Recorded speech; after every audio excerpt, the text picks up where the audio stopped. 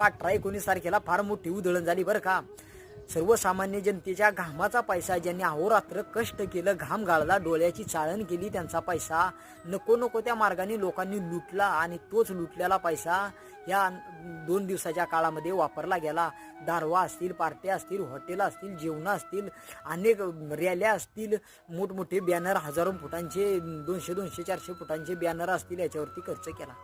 परंतु या देशावरती आजारपणाची किंवा आरोग्याची समस्या फार मोठी गोंगावत आहे.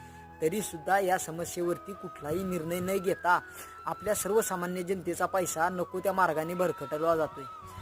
जर देशामध्ये ऑर्गॅनिक शेतीसाठी जर पाठबळ दिलं किंवा याच्यासाठी शेतकऱ्यांना जर अनेक गोष्टींची खतं वगैरे अशा जर राबवलं गेलं तर येणाऱ्या देशामध्ये जी पिढी आहे ती निरोगी होईल, सुदृढ होईल, धाडशी होईल आणि चलाक होईल. येणाऱ्या ह्या आताच्या काळामध्ये अनेक